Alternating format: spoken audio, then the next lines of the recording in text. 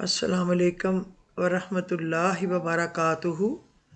اللہم لبیک چینل میں میری طرف سے اپنے سارے لسنرز، اپنے ویورز کے لیے کروڑوں اربوں خربوں دعائیں۔ اللہ تعالیٰ آپ سب کو خوش رکھے، آباد رکھے، تندرست رکھے اور خیر کی خبریں دے، سب کے کاموں میں آسانیاں دے، دونوں جہانوں میں۔ ربی اشرح لی صدری ویسر لی امری واحلل عقدۃ من لسانی یفقہوا قولی۔ ربی اشرح لی صدری، اے اللہ میرے سینے کو کھول دے، ویسر لی امری، اور میرے کاموں میں آسانیاں پیدا کر دے، واحلل عقدۃ من لسانی، لسانی زبان کو کہتے ہیں، اور میری زبان کی گنجلک کھول دے۔ ربی اشرح لی صدری ویسر لی امری واحلل عقدۃ من لسانی یفقہوا قولی، تاکہ میں جو کہوں لوگ اس کو سمجھ سکیں۔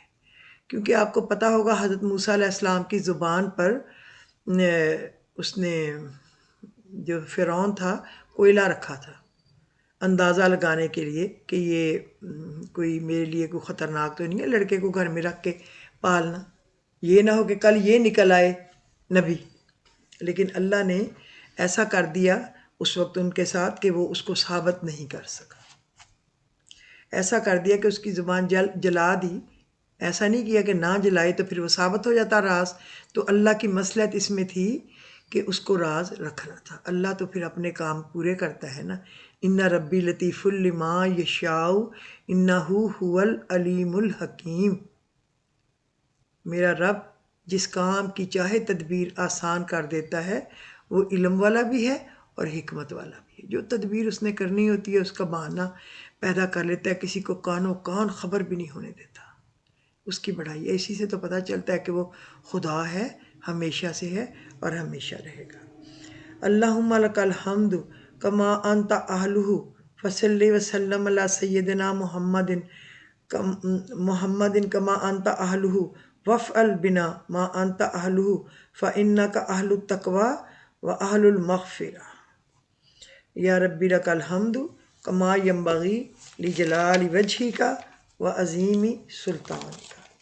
اب ہم اپنے انشاءاللہ جو کل میں نے کہا تھا کہ ہم کل جس پہ بات کریں گے سورہ التحریم پارہ نمبر 28 میں، اس پہ بات کریں گے۔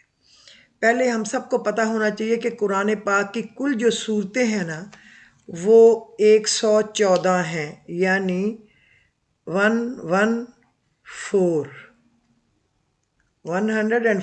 114 اور جو کل آیات ہیں وہ 6666 یا کہہ دیں ٹیٹرا 6 یا کہیں 6661 آیات ہیں اللہ تعالیٰ کی اس پاک اور خوبصورت کتاب کی۔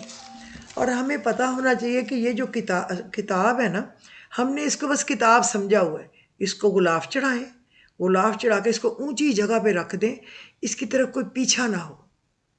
آپ کو پتہ ہے یہ ایک سازش کے تحت کیا گیا ہے، اس کو چمکتے ہوئے غلاف چڑھا دو، بیٹی کی رخصتی ہے تو اس کے نیچے سے اس کو گزار دو، کوئی فوت ہو گیا تو پڑھ لو، بچی کی شادی ہونی ہے تو 4-5 دن پہلے اس کو پڑھوا لو، اور کوئی سختی مصیبت آ گئی ہے یا کوئی کام کی دعا کرانی ہے تو اس کو کھول لو، بچے مسجدوں کے بلا کے پڑھا لو، فارغ ہو جاؤ ان کو کھانا کھلا کے۔ یہ کتاب اس لیے نہیں ہے کہ اس کو اونچا رکھ دو غلاف چڑھا کے، بخدا اس پہ غلاف نہ چڑھائیں۔ یہ کتاب ہے، یہ اللہ کی کتاب ہے، خط ہے ہمارے نام کا۔ ہمیں نیند نہیں آنی چاہیے جب تک ہم اس کے ایک ایک لفظ کو سمجھ نہ لیں۔ آپ یقین کریں اگر آپ ایک سورت کو پڑھنے بیٹھ جائیں نا، لیٹ سے قل هو اللہ احد، لیٹ سے تبت یدا، اللہ، بندے کی نیند ختم ہو جاتی ہے، اس کی تشریح تفسیر ختم نہیں ہوتی۔ بندہ لکھتا جاتا ہے، انڈر لائن کرتا جاتا ہے، نوٹ کرتا جاتا ہے، واہ اللہ ایسا بھی ہے، اچھا ایسا بھی ہے۔ ابھی قبر کی میں اترنے تک ہمیں سیکھنا ہے، تو اللہ کے خط کو پڑھا کریں بخدا۔ اگر ہمارے بیٹے کا، بھائی کا، باپ کا، خامد کا، بہن کا، کسی بہو کا، دماد کا، بہنوئی کا، کسی کا خط آ جائے، چاچے مامے کا، پھپھی خالو کا، کسی، ہم کیا وہ خط پڑھا رہنے دیتے ہیں کہ پھر کسی دن جب ٹائم ملے گا تو ہم پڑھ لیں گے؟ پوسٹ مین سے کوئی لیٹر آتا ہے، اب تو لیٹر کم آتے ہیں، لیکن اب ہمیں بل شل آتے ہیں، کریڈٹ کارڈوں کے، بجلی کے، گیس کے بل اور انٹرنیٹ کے بل، یہ تو آتے ہی ہیں نا، تو ہم کھول کے فوراً دیکھتے ہیں کتنا بل آیا ہے۔ پہلے خط آتے تھے پیارے پیارے صفوں کے صفحے، ہم پڑھتے تھے یہ ہمارے باپ کا آیا ہے، بہن کا آیا ہے، ماں کا آیا ہے، بھائی کا آیا ہے، خامد کا آیا ہے، تو اس کو کئی کئی دفعہ پڑھتے تھے دن میں۔ اب تو وہ تو مزہ ہی ختم ہو گیا۔ تو یہ ان سب سے زیادہ حسین خوبصورت خط ہے، اس کو بہت پیار سے پڑھا کریں۔ آج میں نے سورہ التحریم پتہ کیوں چنی ہے؟ سارا اللہ کا، ساری قرآن ہی ایک سے ایک بڑھ کے خوبصورت ہے، لیکن اس کی کئی باتیں مجھے بہت پسند آئیں کہ یہ تو یار ہم سب کو پتہ ہونی چاہیے، تو میں نے اس کو پڑھا، اور بلکہ کل میں نے ریکارڈ کیا، میں نے کل بھی بتایا تھا، وہ ڈیلیٹ ہو گیا اس بچے سے جو اس کو ڈاؤن لوڈ کرنے لگا تھا۔ بس اللہ کی اس میں حکمت تھی، میں نے کہا بیٹا اس میں حکمت تھی، آج نہیں اس نے جانا تھا لوگوں کے پاس، جب اللہ کا حکم ہوگا اس وقت یہ جائے گی، 1 منٹ پہلے نہیں اور 1 منٹ بعد میں نہیں۔ یہ جو ہے اس کا نام ہے، پہلی آیت کے الفاظ لما تحرم سے ماخوذ ہے، یہ بھی اس کے مضامین کا عنوان نہیں ہے، بلکہ اس نام سے مراد یہ ہے کہ وہ صورت ہے جس میں تحریم کے واقعہ کا ذکر آیا ہے۔ اس میں 2 خواتین کا ذکر بھی آیا ہے جو اس وقت حضور کے حرم میں تھی، ایک حضرت صفیہ، دوسری حضرت ماریہ قبطیہ۔ ان میں سے ایک یعنی صفیہ فتح خیبر کے بعد حضور کے نکاح میں آئیں، اور خیبر کی فتح بالاتفاق 7ویں ہجری میں ہوئی تھی، اور دوسری خاتون حضرت ماریہ وہ بھی 7ویں ہجری میں مصر کے فرما روا امکوکس نے حضور کی خدمت میں ارسال کیا تھا ان کو۔ ان کے بطن سے 8 ذی الحج کو حضور کے فرزند حضرت ابراہیم پیدا ہوئے تھے۔ ان تاریخی واقعات سے یہ بات قریب قریب متعین ہو جاتی ہے کہ سورہ کا نزول 7 یا 8 ہجری کے دوران کسی وقت ہوا۔ موضوع اور مباحث، یہ ایک بڑی اہم سورہ ہے جس میں رسول اللہ صلی اللہ علیہ وسلم کی ازواج مطہرات کے متعلق بعض واقعات کی طرف اشارہ کرتے ہوئے چند مہمات کے مسائل پر روشنی ڈالی گئی ہے۔ بتانے کا مقصد بھی میرا یہی ہے کہ اس میں حضور پاک کے ازواج مطہرات اور صحابہ اکرام، حتیٰ کہ حضور پاک کے لیے بھی اللہ تعالیٰ نے سیدھا سیدھا قرآن مجید میں ان کو روکا ہے، جس چیز سے روکنا ہے، یہ نہیں کہ چھپا چھپو کے کچھ کہا ہے، ایسے کہا ہے کہ امت قیامت تک پڑھتی رہے گی اور ان کو پتہ ہوگا کہ چھٹی کسی کی بھی نہیں ہے۔ کوئی چیز اگر کوئی کہے کہ یہ حضور پاک نے نہیں کہی، ایسی کوئی چیز ہمارے سامنے نہیں آئی، ہمارے سامنے وہی چیزیں آئی ہیں ان کی جو کہ انہوں نے کہیں، نہ کہنے والی سے تو پتہ ہی چل جاتا ہے۔ ایک یہ کہ حلال و حرام اور جائز ناجائز کی حدود مقرر کرنے کے اختیارات قطعی طور پر اللہ تعالیٰ کے ہاتھ میں ہے، اور عام انسان تو درکنار، خود اللہ کے نبی کی طرف بھی ان کا کوئی حصہ منتقل نہیں کیا گیا۔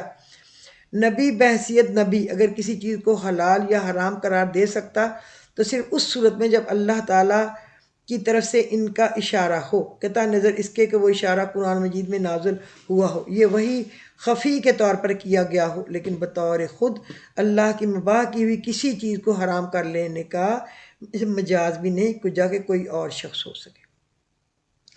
دوسرے یہ کہ انسانی معاشرہ میں نبی کا مقام انتہائی نازک ہے، ایک معمولی بات بھی جو کسی دوسرے آدمی کی زندگی میں پیش آئے تو چندہ اہمیت نہیں رکھتی، نبی کی زندگی میں اگر پیش آ جائے تو وہ قانون کی حیثیت اختیار کر جاتی ہے۔ اس لیے اللہ تعالیٰ کی طرف سے انبیاء علیہ السلام کی زندگی میں ایسی کڑی نگرانی رکھی گئی ہے۔ تیسری بات جو مذکورہ بالا نقطہ سے خود بخود نکلتی ہے وہ یہ کہ ایک ذرا سی بات پر نبی صلی اللہ علیہ وسلم کو ٹوک دیا گیا، اور نہ صرف ان کی اصلاح کی گئی بلکہ اسے ریکارڈ پر بھی لے آیا گیا، تو یہ چیز قطعی طور پر ہمارے دل میں اطمینان پیدا کر سکتی ہے کہ حضور کی حیات طیبہ میں جو اعمال و افعال اور جو احکام و ہدایات بھی ہیں اور اب ملتے ہیں، اور جن پر اللہ تعالیٰ کی طرف سے کوئی گرفت یا اصلاح ریکارڈ پر موجود نہیں ہے، وہ سراسر برحق ہیں، اللہ کی مرضی سے پوری مطابقت رکھتے ہیں، ہم پورے اعتماد کے ساتھ ان سے ہدایت و رہنمائی حاصل کر سکتے ہیں۔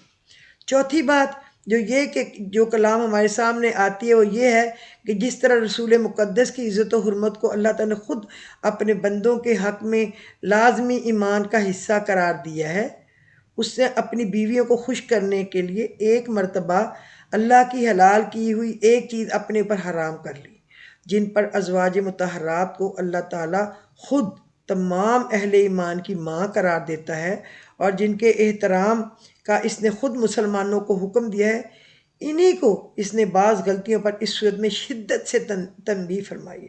پھر نبی پر یہ گرفت اور ازواج مطہرات کو یہ تنبیہ بھی خفیہ طور پر نہیں کی گئی بلکہ اس کتاب میں درج کر دی گئی ہے، جسے تمام امت کو ہمیشہ ہمیشہ تلاوت کرنا ہے۔ یہ دیکھیں کتنی امپورٹنٹ بات ہے۔ اب جناب دیکھیں، اللہ نے تائید و نصرت کا جو وعدہ تم سے کیا تھا وہ تو اس نے پورا کر دیا، جبکہ اس کے اذن سے تم ان کو قتل کر رہے تھے، یہاں تک کہ جب تم نے کمزوری دکھائی اور اپنے کام میں باہم اختلاف کیا، اور جو ہی کہ وہ چیز اللہ نے تمہیں دکھائی جس کی محبت میں تم گرفتار تھے، سمجھ گئے ہیں نا، یعنی مال غنیمت، تو حکم کی نافرمانی کر بیٹھے۔ تم میں سے کوئی دنیا کا طالب تھا اور کوئی آخرت کا طلبگار، تب اللہ نے تمہیں ان کے مقابلے میں پسپا کر دیا تاکہ تمہاری آزمائش کرے، اور حق یہ ہے کہ اللہ نے تمہیں معاف کر دیا، اللہ مومنوں پر بڑا ہی فضل فرمانے والا ہے۔ اچھا، سورہ نور میں دیکھیں، حضرت عائشہ پر تہمت کا ذکر کرتے ہوئے اس صورت میں صحابہ سے فرمایا گیا، ایسا کیوں نہ ہوا کہ جب تم لوگوں نے اسے سنا تھا اس وقت مومن مرد اور عورتیں سب اپنے آپ سے نیک گمان کرتے اور کہہ دیتے کہ یہ صریح بہتان ہے۔ اگر تم لوگوں پر دنیا اور آخرت میں اللہ کا فضل اور رحم و کرم نہ ہوتا تو جن باتوں میں تم پڑ گئے تھے ان کی پاداش میں بہت بڑا عذاب تمہیں آ لیتا۔ ذرا غور کرو، جب تمہاری زبان ایک زبان سے دوسری زبان اس قصے کو لیتی چلی جا رہی تھی اور تم اپنے منہ سے وہ کچھ کہے جا رہے تھے جس کے متعلق تمہیں کوئی علم نہ تھا، تم اسے ایک معمولی بات سمجھ رہے تھے، حالانکہ اللہ کے نزدیک یہ بہت بڑی بات تھی۔ اچھا، پھر سورہ احزاب میں ازواج مطہرات کو خطاب کرتے ہوئے ارشاد ہوا، اے نبی اپنی بیویوں سے کہو اگر تم دنیا اور اس کی زینت چاہتی ہو تو آؤ، میں تمہیں کچھ نہ کچھ دے کر بھلے طریقے سے رخصت کر دوں، یعنی فارغ کر دوں، اور اگر تم اللہ اور اس کے رسول اور آخرت کی طلبگار ہو تو جان لو کہ تم میں سے جو نیکوکار ہیں اللہ نے ان کے لیے بہت بڑا اجر مہیا کر رکھا ہے۔ اچھا، سورہ جمعہ میں اللہ نے صحابہ کرام کو بھی لتاڑا ہے، جب انہوں نے کاروبار تجارت یا کھیل تماشا دیکھا تو اس کی طرف دوڑ گئے، اور اے نبی تم کو خطبے میں کھڑا ہی چھوڑ دیا۔ ان سے کہو جو کچھ اللہ کے پاس ہے وہ کھیل تماشے اور تجارت سے بہتر ہے، اور اللہ بہترین رزق دینے والا ہے۔ اب آگے آ جائیں سورہ ممتحنہ پہ۔ ایک بدری صحابی حضرت حاتب کہ اس فعل پر سخت گرفت کی گئی کہ انہوں نے فتح مکہ سے پہلے حضور کے حملے کی خفیہ اطلاع کفار کو بھیج دی۔ پانچویں بات جو اس سورہ میں کھول کر بیان کی گئی ہے وہ یہ ہے کہ اللہ کا دین بالکل بے لاگ ہے، اس میں ہر شخص کے لیے صرف وہی کچھ ہے جس کا وہ اپنے ایمان اور اعمال کے لحاظ سے مستحق ہو، کسی بڑے سے بڑی ہستی کے ساتھ نسبت بھی ان کے لیے قطعی نفع بخش نہیں، وہ کسی بری سے بری ہستی کے ساتھ نسبت بھی ان کے لیے کوئی نقصان نہیں پہنچا سکتی۔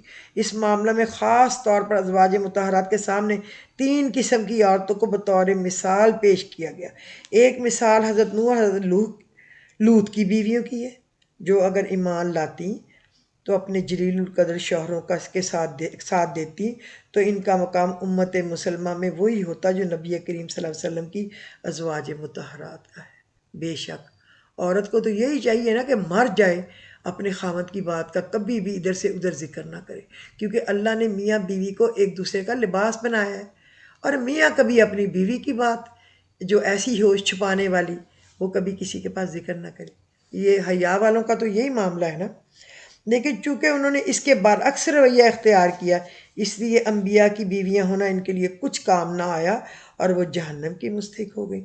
دوسری مثال لے لیجئے فرعون کی بیوی کی، اگرچہ ایک بدترین دشمن خدا کا تھا جس کی بیوی تھی، لیکن چونکہ وہ ایمان لے آئیں، انہوں نے قوم فرعون کے عمل سے عمل کا راستہ الگ کر لیا، اس لیے فرعون جیسے کافر کی بیوی ہونا بھی ان کے لیے کسی نقصان کا موجب نہ ہوا، اللہ تعالیٰ نے انہیں جنت کا مستحق بنا دیا۔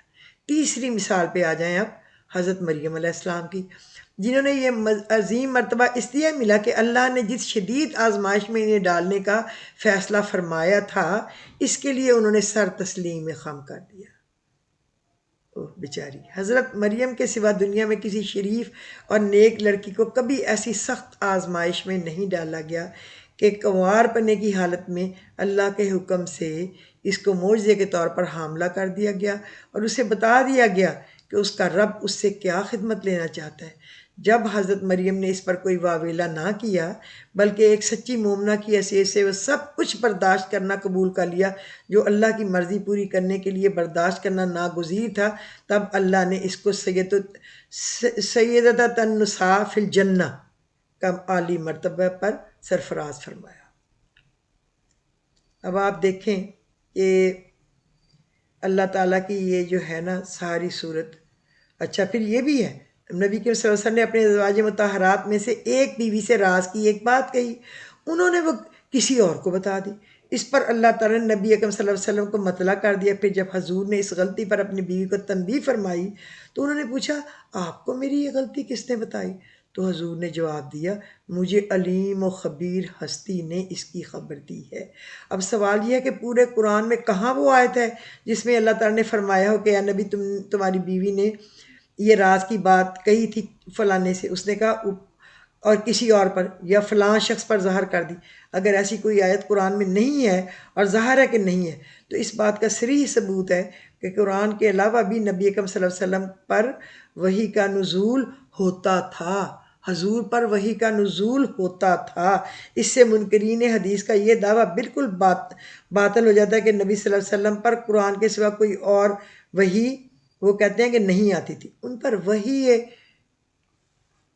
خفی مخفی جو چھپا کے والی اطلاع دینے والی آتی تھی حضور کے پاس بھی۔ اچھا اب جناب یہ تو ہو گئی انٹروڈکشن، اب میں آپ کو ضروری باتیں اس میں سے بتاؤں گی کہ کیا تھا۔ تو آپ دیکھیں کہ ایک دفعہ دوسرا واقعہ بخاری میں حضرت عائشہ نے جس طرح نقل ہوا، اس کا خلاصہ یہ ہے کہ رسول اللہ صلی اللہ علیہ وسلم بالعموم ہر روز عصر کے بعد تمام ازواج مطہرات کے ہاں چکر لگاتے تھے۔ ایک موقع پر ایسا ہوا کہ آپ حضرت زینب بن حجش کے ہاں جا کر زیادہ دیر تک بیٹھنے لگے کیونکہ ان کے ہاں کہیں سے شہد آیا ہوا تھا اور حضور کو شیرینی بہت پسند تھی، خاص کر شہد، اس لیے آپ ان کے ہاں شہد کا شربت نوش فرماتے تھے۔ حضرت عائشہ کے بیان ہے کہ مجھ کو اس پر رشک لاحق ہوا اور میں نے حضرت حفصہ، حضرت سودا، حضرت صفیہ سے مل کر یہ طے کیا کہ ہم میں سے جس کے پاس بھی آپ آئیں آپ اس سے کہیں کہ آپ کے منہ سے مغافیر کی بو آتی ہے۔ مغافیر ایک قسم کا پھول ہوتا ہے جس میں سے کچھ بسانت سی آتی ہے، اور اگر شہد کی مکھی اس سے شہد حاصل کرے تو اس کے اندر بھی یہ بسانت کا اثر آ جاتا ہے۔ تو حضور پاک صلی اللہ علیہ وسلم چونکہ بہت زیادہ نفاست پسند تھے تو وہ ان میں سے جنہوں نے مشورہ کیا ساری بیویوں نے حضرت عائشہ کے کہنے پہ، جس کے پاس جاتے وہ کہتے یا رسول اللہ آپ کے منہ سے مغافیر کی بو آ رہی ہے۔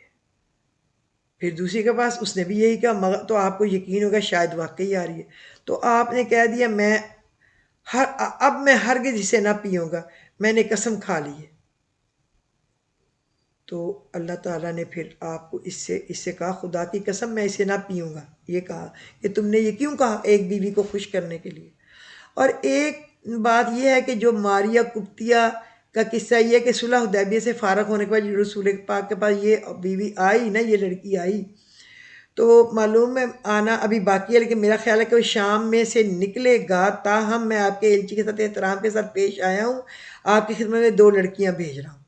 تو آپ نے ماریہ قبطیہ تو خود رکھ لیا اور جو سیرین تھی لڑکی وہ ایک دوسرے صحابی کو عطا کر دی، ان کا نام تھا حضرت حسان بن ثابت، ان کو دے دی اور ماریہ قبطیہ کو آپ نے رکھ لیا۔ اور حضرت عائشہ فرماتی ہیں کہ میں نے اپنی زندگی میں اتنی حسین عورت کبھی نہیں دیکھی تھی۔ تو ظاہر ہے ساری بیویوں کو قدرتی بات ہے کہ جیلسی تو ہوئی ہوگی نا۔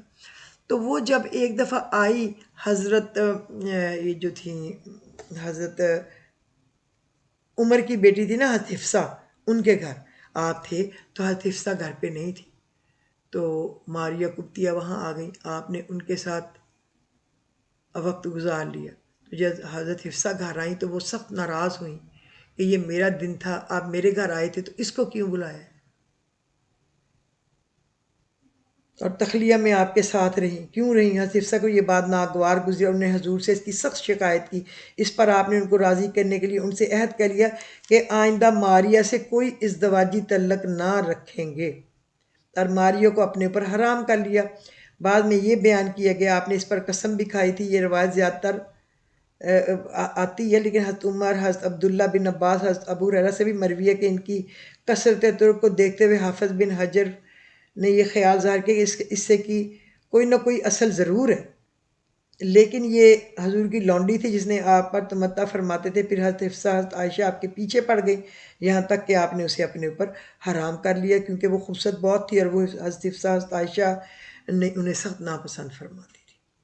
بہرحال یا تو حضرت ماریہ قبطیہ کو جو اپنے اوپر کر لیا، یا جو حضرت عائشہ نے وہ منہ میں بساند آنے کے کہہ کے تو شہد کی وجہ سے آپ نے ان کو کر لیا۔ کسی ایک چیز کو کہا جس پہ حضور پاک صلی اللہ علیہ وسلم کو اللہ تعالیٰ نے کہا کہ کیوں آپ نے حلال چیز کو اپنے اوپر حرام کیا، کیونکہ اگر یہ حرام رہ جاتی تو پھر یہ ہمیشہ قیامت تک کے لیے ایسی ہوتی۔ یعنی بیویوں کی خوشی کی خاطر ایک حلال چیز کو حرام کر لینے کا جو فعل آپ سے صادر ہوا، یہ اگرچہ آپ کے اہم ترین ذمہ دارانہ منصب کے لحاظ سے مناسب نہ تھا، لیکن یہ کوئی گناہ بھی نہیں تھا کہ اس میں مواخذہ کیا جائے۔ اس لیے اللہ تعالیٰ نے صرف ٹوک کر اس کی اصلاح کر دینے پر اکتفا فرمایا اور آپ کی اس لغزش کو معاف فرما دیا کہ تم نے کیوں کہا ہے۔ اپنی قسموں کی پابندی سے نکلنے کا طریقہ بھی مکمل کر دیا، اور اللہ تعالیٰ نے کہا وہی علیم و حکیم ہے، اور حلیم ہے اور حکیم ہے اور سب کچھ جانتا ہے۔ یہ اس کی ایک بات تھی۔ اور اصل میں اور اس میں دیکھو اللہ نے کیا کہا، اے لوگو جو ایمان لائے ہو اللہ سے توبہ خالص کرو، توبہ بعید نہیں کہ اللہ تعالیٰ تمہاری برائیاں تم سے دور کر دے اور تمہیں ایسی جنتوں میں داخل فرما دے جس کے نیچے نہریں بہہ رہی ہوں گی۔ یہ وہ دن ہوگا جب اللہ اپنے نبی کو اور ان لوگوں کو جو اس کے ساتھ ایمان لائے رسوا نہ کرے گا۔ ان کا نور ان کے آگے آگے ہوگا اور ان کے دائیں بائیں دوڑ رہا ہوگا، اور وہ کہہ رہے ہوں گے کہ اے ہمارے رب، ہمارا نور ہمارے لیے مکمل کر دے، ہم سے درگزر فرما، تو ہر چیز پر قدرت رکھتا ہے۔ اسی میں یہ دعا آتی ہے، ربنا اتمم لنا نورنا واغفر لنا انک علی کل شیء قدیر۔ اے ہمارے رب، ہمارا نور ہمارے لیے مکمل کر دے اور ہم سے درگزر فرما، تو ہر چیز پر قدرت رکھتا ہے۔ ربنا اتمم لنا نورنا واغفر لنا انک علی کل شیء قدیر، یہ آیت نمبر 8 ہے سورۃ تحریم کی، آپ نوٹ کر سکتے ہیں اس دعا کے لیے۔ اچھا، اس میں دیکھیں اللہ نے کہا ہے کہ توبۃ نصوح کے لفظ استعمال ہوئے۔ نصح کے معنی عربی زبان میں خلوص اور خیر خواہی کے ہیں۔ خالص شہد کو اصل ناصح کہتے ہیں، جس کو موم اور دوسری علائشوں سے پاک کر دیا گیا ہو۔ پھٹے ہوئے کپڑے کو سی دینے اور ادھڑے ہوئے کپڑے کی مرمت کر دینے کے لیے نصاحت الثوب کا لفظ استعمال کیا جاتا ہے۔ پس توبہ کو نصوح کہنے کا مطلب لغت کے اعتبار سے یا تو یہ ہوگا کہ آدمی ایسی خالص توبہ کرے جس میں ریا اور نفاق کا شبہ تک نہ ہو، یا یہ کہ آدمی خود اپنے نفس کے ساتھ خیر خواہی کرے اور گناہ سے توبہ کر کے اپنے آپ کو بد انجامی سے بچا لے، یا یہ کہ گناہ سے اس کے دین میں جو شگاف پڑ گیا ہے توبہ کے ذریعے سے اس کی اصلاح کر دے، یا یہ کہ توبہ کر کے اپنی زندگی کو اتنا سنوار لے کہ دوسروں کے لیے وہ نصیحت کا معجب ہو اور اس کی مثال کو دیکھ کر دوسرے لوگ بھی اس کی طرح اپنی اصلاح کر لیں۔ یہ تو ہیں توبۃ النصوح کے وہ مفہوم جو اس کے لغوی معنی ہوتے ہیں۔ رہا اس کا شرعی مفہوم تو اس کی تشریح ہمیں اس حدیث میں ملتی ہے جو ابن ابی حاتم نے زرین حبیش کے واسطے سے نقل کیا، وہ کہتے ہیں میں نے حضرت ابی بن کعب سے توبۃ النصوح کا مطلب پوچھا۔ انہوں نے کہا میں نے رسول اللہ صلی اللہ علیہ وسلم سے یہی سوال کیا تھا، آپ نے فرمایا اس سے مراد یہ کہ جب تم سے کوئی قصور ہو جائے تو اپنے گناہ پر نادم ہو، پھر شرمندگی کے ساتھ اس پر اللہ سے استغفار کرو اور آئندہ کبھی اس فعل کا ارتکاب نہ کرو۔ یہی مطلب حضرت عمر، حضرت عبداللہ بن مسعود، حضرت عبداللہ بن عباس سے بھی منقول ہے۔ اور ایک روایت میں حضرت عمر رضی اللہ عنہ نے توبۃ النصوح کی تعریف یہ بیان کی ہے کہ توبہ کے بعد آدمی گناہ کا عادہ تو درکنار، اس کے ارتکاب کا ارادہ تک نہ کرے۔ حضرت علی نے ایک مرتبہ ایک بدو کو جلدی جلدی توبہ استغفار کے الفاظ زبان سے ادا کرتے سنا تو فرمایا یہ توبۃ الکاذبین ہے، جھوٹوں کی توبہ ہے۔ ایسے تیز تیز کیسے توبہ ہو سکتی ہے؟ اس نے پوچھا پھر صحیح توبہ کیا ہے؟ فرمایا اس کے ساتھ 6 چیزیں ہونی چاہیے۔ نمبر 1، جو کچھ ہو چکا اس پر نادم ہو۔ نمبر 2، اپنے جن فرائض سے غفلت برتی ہو ان کو ادا کر۔ نمبر 3، جس کا حق مارا اس کو واپس کر۔ نمبر 4، جس کو تکلیف پہنچائی ہو اس سے معافی مانگ۔ نمبر 5، آئندہ کے لیے عزم کر لے کہ اس گناہ کا اعادہ نہ کرے گا۔ اور نمبر 6، اپنے نفس کو اللہ کی اطاعت میں گھلا دے۔ نفس کو گھلا دے یعنی نفس کو بس مٹا ہی دے۔ جس طرح تو نے اب تک اسے معصیت کا خوگر بنائے رکھا ہے، اس کی طاعت کی تلخی کا مزہ چکھا، جس طرح اب تک تو نے اسے معصیتوں کی حلاوت کا مزہ چکھاتا رہا ہے۔ یہ ہے توبۃ النصوح۔ توبہ کے سلسلے میں چند امور اور بھی ہیں جنہیں اچھی طرح سمجھ لینا چاہیے۔ اول یہ کہ توبہ در حقیقت کسی معصیت پر اس لیے نادم ہونا ہے کہ وہ اللہ کی نافرمانی ہے، ورنہ کسی گناہ سے اس لیے پرہیز کا ارادہ کر لینا کہ وہ مثلا صحت کے لیے نقصان دہ ہے یا کسی بدنامی کا یا مالی نقصان کا موجب ہے، توبہ کی تعریف میں نہیں آتا۔ دوسرے یہ کہ جس طرح آدمی کو احساس ہو جائے کہ اس نے اللہ کی نافرمانی ہوئی ہے، اس وقت اسے توبہ کرنی چاہیے اور جس شکل میں بھی ممکن ہو بلا تاخیر اس کی تلافی کر دینی چاہیے، اسے ٹالنا مناسب نہیں۔ تیسرے یہ کہ توبہ کر کے بار بار اسے توڑتے چلے جانا اور توبہ کو کھیل بنا لینا اور اسی گناہ کا بار بار اعادہ کرنا، اس سے توبہ کی گئی ہو توبہ کے جھوٹے ہونے کی دلیل ہے۔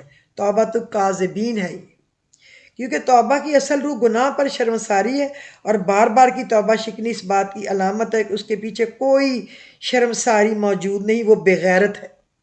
چوتھے یہ کہ جو شخص سچے دل سے توبہ کر کے یہ عزم کر چکا ہو پھر اس گناہ کا اعادہ نہ کرے، اس سے اگر بشری کمزوری کی بنا پر اسی گناہ کا اعادہ ہو جائے تو پچھلا گناہ تازہ ہوگا، البتہ اسے بعد والے گناہ پر پھر توبہ کرنی چاہیے اور زیادہ سختی کے ساتھ عزم کرنا چاہیے کہ آئندہ وہ توبہ شکنی کا مرتکب نہ ہو۔ پانچویں یہ کہ ہر مرتبہ جب معصیت یاد آئے توبہ کی تجدید کرنا لازم ہے، لیکن اگر اس کا نفس اپنی سابق گناہ کا راز زندگی کی یاد سے لطف لے رہا ہو تو بار بار توبہ کرنی چاہیے، یہاں تک کہ گناہوں کی یاد اس کے لیے لذت کی بجائے شرمساری کا موجب بن جائے۔ اس لیے کہ جس شخص نے فی الواقع خدا کے خوف کی بنا پر معصیت سے توبہ کی، وہ اس خیال سے لذت نہیں لے سکتا کہ وہ خدا کی نافرمانی بھی کرتا رہا ہے۔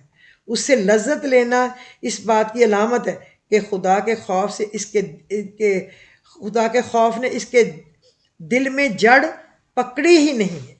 آپ دیکھیں کوئی مرد ہے وہ بار بار زنا کرتا ہے، تو زنا سے بڑا تو کوئی گناہ نہیں ہے۔ ایک دفعہ گناہ سے توبہ کر لی، 2 دفعہ کر لی، اگر وہ بار بار کرتا ہے، اس نے ہر جگہ اپنی عیاشی کا سامان پیدا کر کے رکھا ہوا ہے، ہر شہر میں، ہر ملک میں، تو وہ کیا توبہ کر رہا ہے؟ مذاق اڑا رہا ہے نا پھر اس چیز کا۔ عورت ہے، مرد ہے، جو بھی ہے، استغفر اللہ، اس کی معافی تو نہیں ہے۔ اگر کسی کا حق مار رہا ہے، اگر کسی کا بار بار دل دکھا رہا ہے، اگر بار بار کسی کے لیے تکلیف دہ کام کر رہا ہے یا کر رہی ہے یا کر رہا ہے، تو پھر یہ توبہ تو نہ ہوئی، یہ توبۃ الکاذبین ہو گئی، جھوٹوں کی توبہ۔ اس توبہ کا کچھ فائدہ نہیں ہوگا۔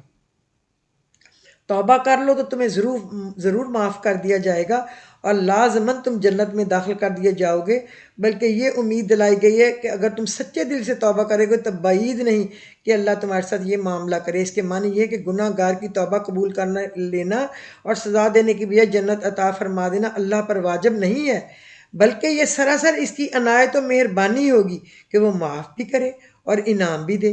بندے کو اس سے معافی کی امید تو ضرور رکھنی چاہیے، مگر اس بھروسے پر گناہ نہیں کرنا چاہیے کہ توبہ سے معافی مل جائے۔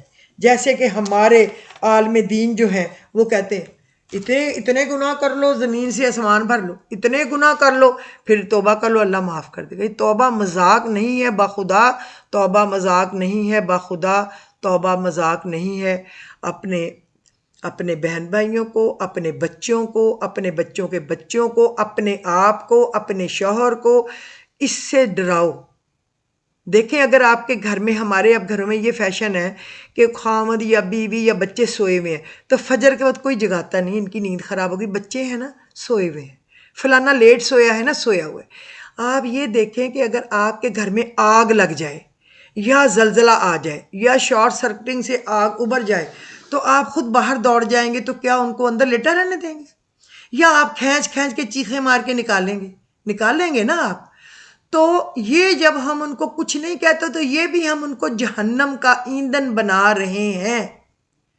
تو پھر ہماری محبت کیسی ہے ان بچوں کے ساتھ، یا اس شوہر کے ساتھ، یا اس بیوی کے ساتھ، یا اس بہن بھائی کے ساتھ، یا اس بچے کے ساتھ، کہ ہم اس کو جہنم کا ایندھن بنا رہے ہیں۔ لڑکی ہے، لڑکا ہے، مرد ہے، عورت ہے، جو بھی ہے، سزا تو سب کے لیے ایک جیسی ہے۔ خدا کے لیے نماز کا پابند بنائیں، خدا کے لیے ننگے لباس سے ان کو روکیں، خدا کے لیے ڈھکے رہنے والے لباس ان کو پہنائیں، خدا کے لیے مردوں کی طرف ایسے نظروں سے دیکھنا یا ان کا آپ کی طرف بے حیائی ہے۔ حیا اندر پیدا کریں، اللہ ہر جگہ دیکھ رہا ہے۔ خدا کے لیے تنہائی میں غیر مردوں کے ساتھ ملنے کی اجازت نہیں ہے، نہ مردوں کو غیر عورتوں کے ساتھ ملنے کی اجازت ہے، نہ جوان بچیوں کو اکٹھے بیٹھ کے پکنکیں اور پارٹیاں منانے کی اجازت ہے۔ ابھی کچھ سکول ایسے ہیں جن کا نام مجھے پتہ ہے، میں نہیں لینا چاہتی، پوری دنیا کو پتہ ہے کہ وہاں پہ ڈرگ عام ہے، ٹیچر سٹوڈنٹ بیٹھ کے وہ استعمال کرتے۔ کتنے لوگ ہیں وہاں کے جنہوں نے خودکشیاں کی ہیں، کتنے ہیں جو ہسپتالوں میں داخل ہیں۔ باخدا اپنے بچوں کو ڈرگ سے دور رکھیں، باخدا اپنے شوہروں کو ڈرگ سے دور رکھیں، باخدا اپنی بیویوں کو، بہن بھائیوں کو ڈرگ سے دور رکھیں، باخدا اپنے گھروں میں لکر اور ڈرگ کا استعمال نہ کریں، سکولوں میں نہ کریں، دفتروں میں نہ کریں، پارٹیوں میں، محفلوں میں نہ کریں۔ جو بھی کرے گا وہ جہنم کی آگ میں جلے گا، اور وہاں کوئی معافی نہیں ہے، کوئی معافی نہیں ہے۔ اللہ غفور الرحیم ہے، ہمیں اچھے کام کرنے کی، حیا کے کام کرنے کی توفیق دے۔ خدا کے لیے اپنے بچوں کو کہیں ایسی جگہوں پہ نہ بھیجیں کہ اللہ جانے وہ کہاں جا رہا ہے، کیا گل کھلا کے واپس آ جائے۔ دیکھ لیں کیا ہو رہا ہے، ٹی وی میں آ رہا ہے، کیا یونیورسٹیوں کے سامنے، اسکولوں کے سامنے ڈرگز والوں نے اڈے بنا لیے ہیں، عورتیں بندے بیچ رہے ہیں، اور وہ عادی ہو کے لڑکیاں خودکشیاں کر رہی ہیں، لڑکے کر رہے ہیں، ہوش سے بے ہوش ہیں۔ کنواری لڑکیاں مائیں بن رہی ہیں، کنوارے لڑکے باپ بن رہے ہیں۔